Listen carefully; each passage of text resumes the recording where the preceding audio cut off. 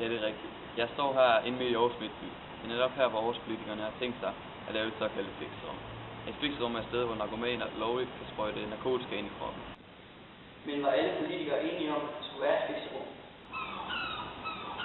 Nej, langt fra. Det var kun de røde, som stemte for.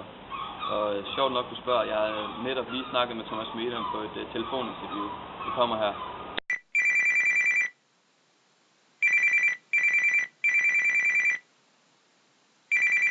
Goddag. Det var bare, om vi lige kunne stille dig nogle hurtige spørgsmål. Ja, det må jeg meget gerne. Super. Er du klar til det første? Ja. Okay. Hvorfor vil I have et fixerum, når I ikke vil have hash legaliseret? Jamen, to ting. For det første vil vi faktisk gerne have hash legaliseret i SF, i hvert fald i den form, at der kommer et kontrolleret salg. Det er så ikke politisk flertal for, men jeg tror, vi i høj grad kunne fjerne noget af det kriminelle marked, der er omkring hashsalg. Ja. Så er sådan et fixerum, det er jo først og fremmest, det er kun til heroinmisbrugere, der er hash og heroin, to helt forskellige problemstillinger. Det er nogle mennesker, der lever noget meget usligt liv, dem der er heroin-narkomaner, de vil altså kunne få et mere værdigt liv med et fixerum. Ja. Hvad vil I gøre for, at folk bruger fixerummet, i stedet for, at de tager ind til deres pusher? Jamen, fixerummet, der får man jo ikke udleveret narkotika, så der skal man jo ikke stadigvæk kende til sin pusher for at få fat i narko. Det er rigtigt, at vi også har det, der hedder legaliseret heroin, så man kan få det som lægebehandling, og man kan få det på recept, men der skal man indtage det, der hvor man så får det udleveret, og der betaler man ikke for det, så det er i høj grad attraktivt for nogle af de mennesker, der er der ude og skaffe 4.000 kroner til deres misbrug, psykisk og kriminalitet, som så i stedet for at komme ud af misbruget. Men fixerummet har ikke noget med hjælpsæt af stoffer at gøre. Det handler mere om sundhedsforholdene, at man altså har en sygeplejerske og en læge i stedet, når man indtager stofferne. Ja. Fordele og ulemper ved at hash legalisere det, eller at legalisere hash? Jamen, den eneste ulempe er selvfølgelig, at man har en eller anden risiko for, at der også kommer et større misbrug. Men altså, det er det eneste land, hvor man for alvor har gjort det, noget af sådan nogle amerikanske stater, hvor man også har gjort det. Men der har det faktisk været til mindre hashmisbrug med de unge, og det er jo klart, at det er ikke videre sådan at ryge hash, så det synes jeg, der er et argument i sig selv. Derudover ved vi, at et sted mellem en tredjedel og en halvdel af Danmarks befolkning har prøvet at ryge hash, så det er altså meget, meget stor stempladsæt på en stor del af Danmarks befolkning at gøre kriminelle for noget, som formentlig er mindre skadeligt end at drikke alkohol. Ja, og så det sidste spørgsmål. De fleste rusmiddelforskere er enige om, at alkohol er langt farligere end hash. Hvorfor er det så, at det er hash, der er ulovligt? Ja, det er et rigtig godt spørgsmål. Jeg synes så også, at hash skal være lovligt. Ikke fordi, at man bare skal lovliggøre alting, som er ulovligt, men jeg synes bare, at der er så mange gode argumenter for at sige, at det store kriminelle marked, der er for hash i dag, at hvis vi kunne fjerne det for de kriminelle, som vil altså betyde væsentligt mindre kriminalitet i Danmark, samtidig med, at man også kunne fjerne noget af det mest, altså det stærkeste hash, noget af det der tror jeg ikke risiko, så man kunne simpelthen undgå nogle af de ubehagelige tilfælde, der er med blandt andet hashpsykoser. Ja, tak skal du have, Thomas. Ja, bare lige, du kan lige få grunden med, altså det er for mig godt historisk betinget. Det stammer tilbage fra, at alkohol bare altid har været lovligt, og det kan man så indføre, at der var man et andet sted, og der blev det så ulovligt, så det tror jeg ikke skiller så meget i konkrete forhold i dag, det er mere historisk betinget. Okay, tak skal du have, Thomas, fordi du gad være her. Giv os tid. Ja, det er velbekomme. Og jeg er lidt meget opgave. Tak skal du have. Hej. Godt. Hej, hej. Men hvad mener du fra den anden lejr?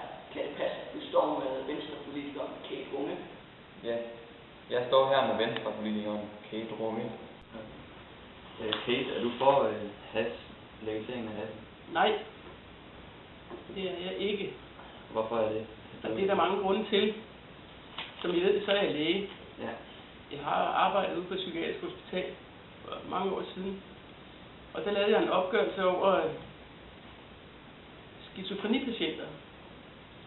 Og der gik kurven sådan op, dengang man begyndte at ryge hash i Danmark. Mm. Jeg ved godt, det er ikke alle, der får skizofreni, der ryger hash. Men nogle gange får det en sindslidelse til at bryde ud, hvis man ryger. Og det, man kender ikke sine egne gener, om det er sådan noget. Desuden så sker der, man kan også finde på, jeg ved ikke, om I kan huske, der skete en brand for ikke så længe siden ude i en af bydelene, hvor man så siger, jamen det var fordi, jeg var skæv af hash, så kom jeg til at tænde ild. ved man ikke, hvad det er, man laver, når man bliver skæv af hash. Det vil jeg heller ikke lide. Så er der vi skal også have min generelle holdning til misbrug.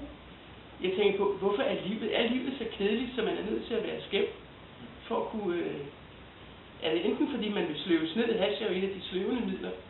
Og jeg har lavet en undersøgelse på europæisk plan, hvor vi interviewede alle de narkomaner, vi kendte, hver især. Det hedder ECAS-projektet. Og der viser det sig, at langt hovedparten af dem, der er hårde stofmisbrugere, altså der bruger heroin og kokain og alle de der ting, hvis man spørger dem, hvad der startede deres misbrug, så siger de alle sammen hash. Så derfor kan jeg ikke lide hash. Så er der nogen, der siger, at man skal, men det kan være, at jeg skal sige det, så kan du spørge. For ellers kommer jeg måske på noget, du skal spørge. Tror du, at legaliseringen af hash vil fjerne nogle af bandekonflikterne? Niks. Altså, der er nogle kriminelle miljøer, vi har både i vores by og i hele verden, som også sælger hash. Hvis man nu siger, at nu skal I ikke have lov at sælge hash med, fordi nu kan man gå ned og købe det på apoteket, som der er nogen, der foreslår, så skal de jo have noget andet noget at leve af. Hvad bliver det så? Bliver der så flere hårde stoffer? Eller går de over og handler våben? Jeg har altid sagt, at en ting er, at de sælger stoffer, som man skyder sig med en sprøjte. Så vil de ikke få lov til det. Hvad skal de så til at handle med våben i stedet for? Vi har jo set masser af kriminelle miljøer i udlandet, og det er også ved at komme i Danmark, hvor man handler med våben i stedet for. Altså det er ikke bedre, at de handler lidt med hashen. Så kan vi bedre lære nogen, at de ikke skal købe den. Så er der ikke noget kundeunderlag for det. De fleste rusmiddelforskere er enige om, at alkohol er langt farligere end hash. Hvorfor er det så, at hashen er ulovlig? Her på Breaking News har vi været ude og lave en undersøgelse om, hvad folk mener om legalisering af hash. 48% svarer ja til legalisering af hash, hvor 50% svarer nej. Så spurgte vi dem også om de tror, det vil hjælpe på bandekonflikten. Og der var 44%, der svarede ja, hvis hash blev legaliseret, hvor 56% svarer nej til, at det ikke vil hjælpe på bandekonflikten. Og nu sender vi folk videre til sporten. Men kan det virkelig passe, at endnu en sportsudøver er blevet taget i doping? Jo, tak, Gustav. Det er i dag blevet offentliggjort, prøver jeg at sige, at Daniel Luca er blevet taget for anden gang af doping. Denne gang er det for dopingmidlet IGO. Det var under det års i Italien, at han blev taget for IGO. Det var under en urinprøve 14. etape, hvor han blev taget.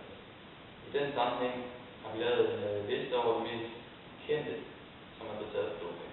Maradona blev i 1994 under VM taget for efedrin. Bjarne Riis tilstod 2007, at han fra 1992 til 1998 brugte IGO.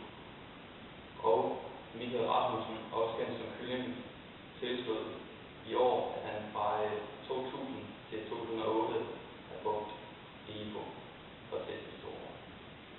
Det var altså sporten og nyhederne denne gang. Ses kl. 14 igen.